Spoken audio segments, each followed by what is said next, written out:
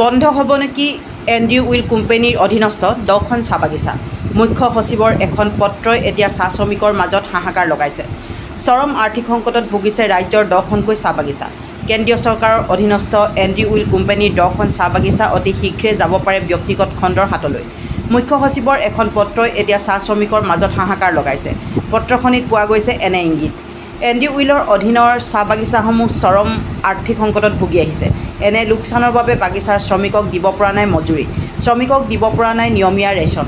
এনেদৰে খোৱাং চাহ বাগিচাত পূৰ্বৰ তুলনাত আৰ্থিক অৱস্থা ভাল হৈ আহিছে যদিও এতিয়াও দুটা দৰমহা দুটাকৈ ৰেচন দিবলৈ আছে শ্ৰমিকসকলক। চক 2023 বৰ্ষৰ পৰা চাহ শ্ৰমিকসকলে নিয়মিতভাৱে ৰেচন আৰু মজুৰি পোৱা নাই।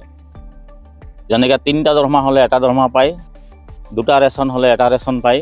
তেনেকাৰ পৰা ইত্যাদি কৰি খৰিৰ পইচালৈকে আজিলৈকে চাহ শ্ৰমিকসকলে আজি 2024 বৰ্ষত আজিলৈকে সেই যিবিলাক প্ৰাপ্য সময়মতে পোৱা নাই। এতিয়া আমি গম পাইছোঁ বৰ্তমান 2টা দৰমহা আৰু 2টা ৰেচন আৰু 2 বছৰৰ খৰিৰ পইচা পাবলগীয়া আছে। অন্যান্য আৰু বহুত সুবিধাবিলাক পোৱা নাই। তাৰ পাছতে তাৰ মাজতে এটা আমি লেটাৰ পালোঁ আৰু সংবাদ মাধ্যমত আমি গম পালোঁ যে একচুৱেলি লেটাৰখনত লিখা আছে যে 2023 আৰু 24 বৰ্ষত এণ্ডুৱেলৰ 15খন চাহ বাগিচা, এণ্ডুৱেলৰ 10খন নহয় 15খন চাহ বাগিচা আছে। অসমত 10খন আছে, আপোনাৰ পশ্চিমবংগত বাহিৰত আছে 5খন। সেই 15খন চাহ বাগিচাত একে অৱস্থা। সেই 10খন আৰু অসমত থকা যি 10খন চাহ বাগিচা একেটা ছিষ্টেমত চলি আছে। কিন্তু ইয়াৰ পাছতো আমি বিভিন্ন ধৰণৰ কাৰ্যসূচী আমি চাহজন ছাত্ৰ সন্থা তথা চাহ মজদুৰ সংঘত যুটীয়াভাৱে বাগিচা বন্ধ কৰি আমি ৰাজপথত ওলাই প্ৰতিবাদ কৰিলোঁ। তাৰ পাছতো কিন্তু কেন্দ্ৰীয় চৰকাৰৰ যিটো উদ্যোগ বিভাগ, সেই উদ্যোগ বিভাগে কিন্তু উদ্যোগটোক বচাবৰ কাৰণে আমি কোনো ধৰণৰ পদক্ষেপ আমি দেখিব নাপালোঁ।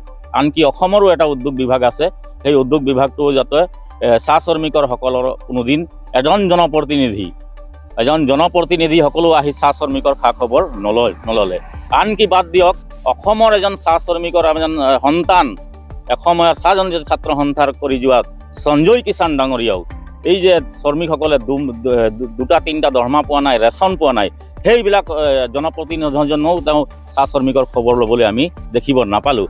আনকি এই পৰ্যন্ত যিখিনি অসমৰ 10খন চাহ বাগিচা আছে, সেই 10খন চাহ বাগিচাৰ অন্তৰ্গত থকা বিধায়ক বা মন্ত্ৰীসকলে চাহ শ্ৰমিকৰ ওচৰত গৈ কোনো খবৰ নল'লে।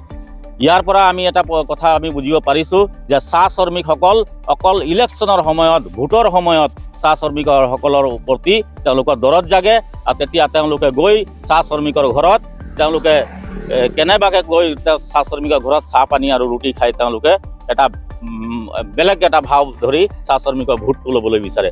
সঠিক এইটো সময় যে চাহ উদ্যোগ এটা ভাৰত চৰকাৰৰ এণ্ডুৱেলৰ এখন 10খন চাহ বাগিচা ভাৰত চৰকাৰৰ বাগান কেনেবাকৈ যদি অৰ্থ সংকটত ভুগি যেতিয়া আমাৰ যেনেকৈ সন্মানীয় ৰবি কুটা ডাঙৰীয়াই, তেওঁ চিফ ছেক্ৰেটাৰী, তেওঁ যদি এই লেটাৰৰ প্ৰতি সন্মান নজনায়, কেন্দ্ৰীয় চৰকাৰে যদি এই উদ্যোগটোক যদি নবচায় আৰু যদি তাৰ পৰা অৰ্থনৈতিকভাৱে সহায় কেন্দ্ৰীয় চৰকাৰে নকৰে, নিশ্চিতভাৱে চাহ বাগিচাখন কোনোবা এটা বনিয়া গোষ্ঠীলৈ হাতলৈ গুচি যাব।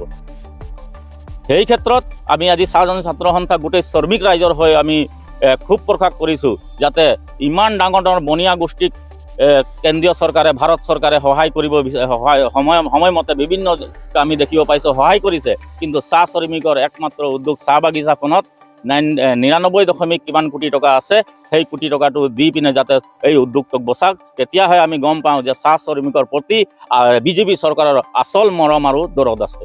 অন্যথা আমি যদি কেনেবাকৈ যদি উদ্যোগটো অন্য বনিয়া গোষ্ঠীলৈ যায়, তেতিয়াহ'লে আমিও চাহজন ছাত্ৰ সন্থাই হাত অতি বহি নাথাকোঁ। আমি বিভিন্ন ধৰণৰ কাৰ্যসূচী আমি চৰকাৰৰ বিৰুদ্ধে ল'বলৈ বাধ্য হ'ম।